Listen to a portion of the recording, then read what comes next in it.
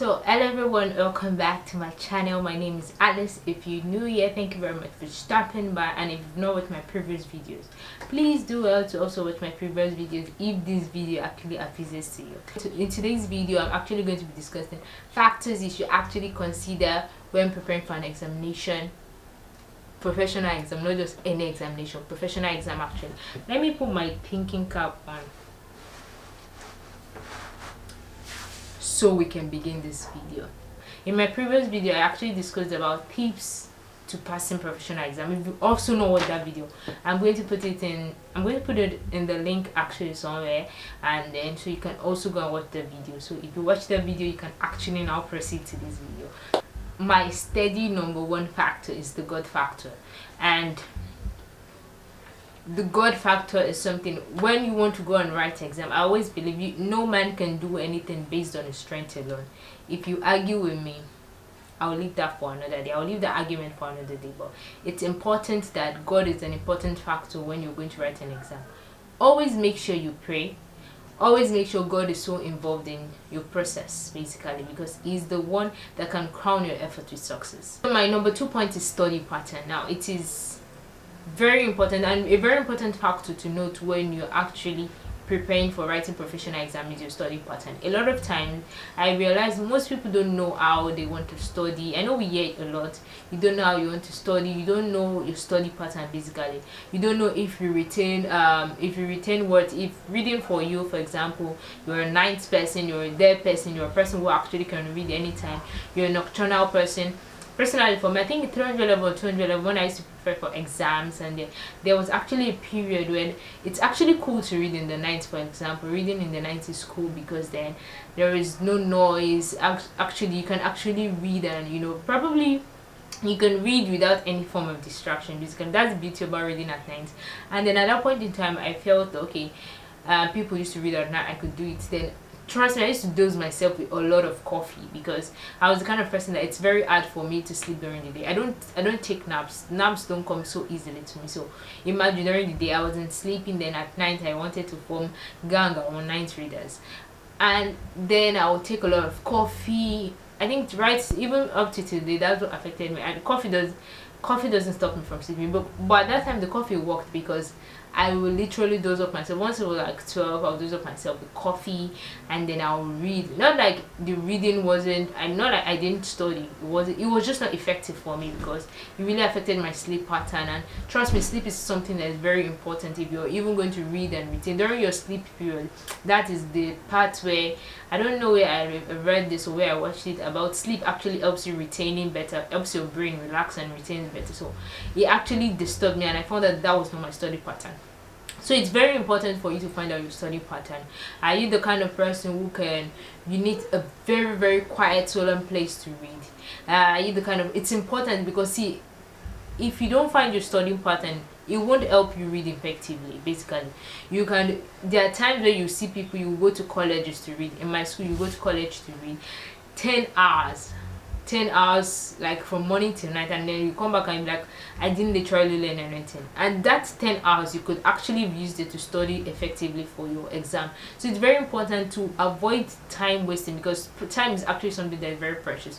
To avoid wasting your time on unfruitful reading, it's very important for you to know your study pattern. An important factor you must factor in if you're preparing for your professional exams: how do I study? Okay, if you find out how do I study, now after finding out how you study, how effective you can study, your study pattern basically, the next point to consider is your reading schedule. Now you can't just, when you're preparing for an exam, you don't just read haphazardly. Basically, you just don't read, oh, anyway I open today. It doesn't happen like that. So you actually have to have your reading schedule. Okay, in the morning this time I'm reading my procedures, I'm trying to learn my procedures. In the afternoon I'll try to prepare for my viva. You actually have to have your reading schedule. You don't read anyhow. That's one thing I've learned when preparing for exams. Never read anyhow for an exam. Always have a pattern, always have a reading schedule. If you're focusing on a topic or a part of the theory part, now probably for practical exams, since we're talking professional exam, now I want to read my procedures for Monday, Tuesday. Then on Wednesday I'll probably read theoretical things that I'll need for my viva. On Thursday I'll probably practice for my um 100 questions, my ABCD 100 questions. On Friday I'll come back and read my procedure, because okay, I think I need to work on my procedure. Basically, having a reading schedule is very important. You see, it's an important factor for helping you actually study smartly for your professional exam. Trust me, I'm talking from experience. If you're reading hematology today, know you're reading hematology. Tomorrow let me read micro. Tomorrow I'm reading histo. Tomorrow I'm reading chemical pathology. Add a reading schedule. That will really help you for your professional exam. Now the fourth one, and this is something I think I am actually, the fourth and fifth point are actually hand in hand, and I'll basically just let me list it, and so I'll be able to explain it together. The fourth one is time factor or time management, and then the fifth one is plan pattern of answering questions. I know it seems like, why do I need a plan pattern for answering questions? For professional exam, for example, time factor, they give us our professional exam in total is 3 hours, and then you have 6 questions to answer. The very first one is sports test, and then the remaining 5 questions are from different specialties, and each question representing different specialty. That's for your first professional exam. Then for your final, it's all from a specialty. But now it is now important, now all these questions and these are practicals. Remember, these are practical questions that you're not just only going to write, you're also going to practicalize these things. Now it's very important that, okay, you know that, like, there was something they always tell us, and they always say, okay, you know that you have 3 hours, basically like 2 hours 30 minutes, you have 5 questions to answer. Split each question. Tell yourself, okay, I'm doing 30 minutes for this question, 30 minutes for question 2, 30 minutes per question. Now the thing is, you might not exactly need those exact amount of time for the question. Some questions you will need more time, some questions you will need less time. That is where having a planning pattern for your answering your questions comes in. And also for practical, some people like to come into the practical and then they write their procedures immediately. You start writing your procedures before you start your practical. Or probably you write answer number 1 to 2, and then there are things that probably need incubation. There are some things that you need to incubate. There are some things that maybe you need to stain for a period of time. You do that, then you continue writing your question. So you have to know what works for you and at what speed. So see, even prior to your professional exams, you have actually, when you're practicing, you're normally meant to practice with time in view. You don't just say, okay, because I've known a procedure. You tell yourself. There was something we always did, even well as individuals basically, and as a group, we will write our procedure. We'll ask ourselves, we'll give ourselves the space of a timing of 30 minutes to write out the procedure of all 6 questions, or basically all 5 questions, all 5 practical questions. So you're meant to, you time yourself 30 minutes and write out all the procedures, like from the normal way, or you write the title, the aim, the materials, the principle, the procedure, leave space for the result, and then conclusion. Do that for all the 5 questions, and make sure you finish that in a space of 30 minutes. We always time ourselves, so you're going to be very time conscious.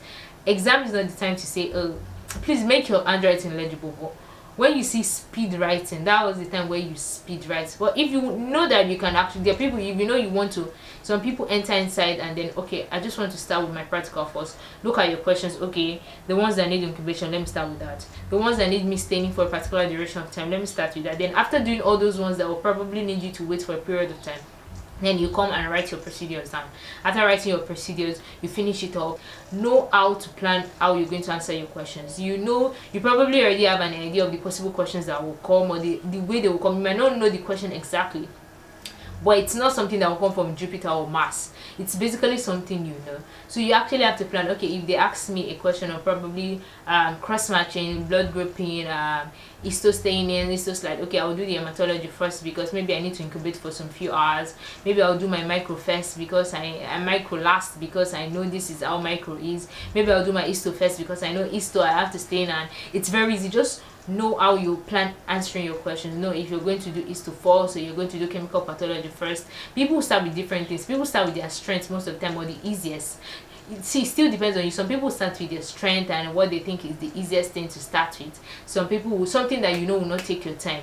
Anyone that you know will be time wasting. Some people will do it last, and then some people, the ones that will be time consuming or time wasting, they'll start it first. I know that maybe when it's like 30 minutes or 40 minutes to the end of the exam, things that they know they can just rush and do, and they'll still get the answers at the end of the day. They will do it last. So it still depends on you. Plan how you want to answer your questions. It's very important, because if you go there without planning, if you're not careful, you will start being overwhelmed, because you're doing a lot of things at you're doing a lot of things at the same time, and if you're not careful, you'll be like, if you've not had a certain plan of how you want to answer your questions, you will most likely get confused, and then you're writing, you're trying to figure out, okay, where did I stop in this one, where did I stop in this one, have I finished histo, okay, no, have I finished Emma? So you actually have to have a plan. You actually have to set up a plan for yourself in answering those questions you're going to answer in your professional exam.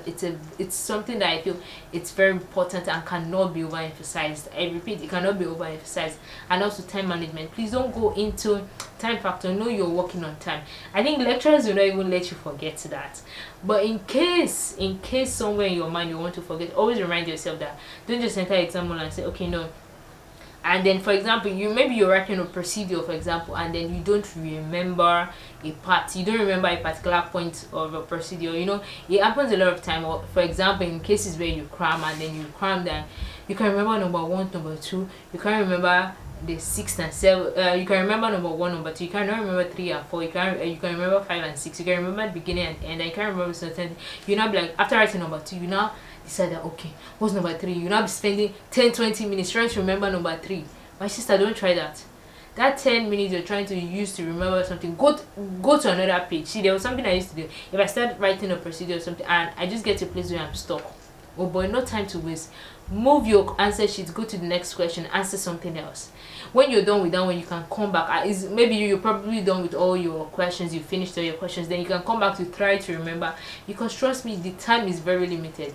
You actually have to be your speed has to be top notch, and you have to note that in actually trying to be very fast, in actually trying to be very speedy, as the word may be, you actually have to also be accurate. You have to be speedy and accurate. So it takes a lot of planning for you to get to that point. You don't just go there, and you can't just do it haphazardly and be speedy at the same time and being accurate. You can be fast and write rubbish, and you may be accurate but not be fast. And then if you're accurate and not fast, by the time the whole 2 or 3 hours is up, you probably just have answered 3 questions. Now you will get those 3 questions and get your full mark there, but what about the other ones you didn't answer? So it's very important for you to know that you have to actually plan your speed, plan how you're going to answer your questions, work on your time management beforehand. You actually have beforehand, learn how to time yourself. Go to the lab beforehand, practice. Okay, how fast can I stain, how fast can I make a smear? Not only the sometimes one thing I noticed again was, one thing I want to actually also say is that a lot of time we focus on how fast we can write, and then we don't actually also practice the practical and see how fast can I do this practical in the lab. Go to the lab, practice with your colleagues, go to the lab, practice, find things to practice with it. After practicing your 30 minutes, you people just go and do a kind of mock thing. And one thing that will also help, okay, one thing I actually did not mention in my previous video, which was the tips, was mock exams actually help. Most schools actually write mock exams for your professional exams. It gives you an insight into how you actually perform. Not really perform for me though, but how you actually, it just gives you it makes you understand how the exam will basically going to be. So after your mock exam, look at the things you could do, review your mock exam and work on those weaknesses, and ensure that you don't make those same mistakes during the main exam, because the main exam, there's nothing mock about the main exam. So thank you very much. So those are the factors I think you should actually consider when writing professional exam. If you think there's any other thing I actually did not mention, please feel free to put them down in the comment section down below. I'm actually always happy to hear from you, people who comment in the comment section. I really appreciate. Thank you very much. And if you think this video blessed you, literally educated you in a way, please feel free to share with your friends and share with your colleagues. And also do not forget to subscribe, like, and share, and also click the notification bell to get notified whenever I post new videos. Thank you very much. My name is Alice, and I remain your favorite girl. Now, so thank you very much if you actually watch this video to the end. Now, one thing, please, if you have topics about medical laboratory science, or you have questions, you have any question, when I mean any question on this data about medical laboratory science, please do feel free to ask me in the comment section down below, and trust me, I will answer. I won't, even if I don't know it, I will research on it and try to answer. I will research on it and definitely answer. So please do feel free to ask me any medical laboratory science questions you actually want to know, anything you want to know about medical laboratory science. I am your girl. Feel free to ask me in the comment section down below. Thank you very much for watching this video. I appreciate you. Thank you and bye bye.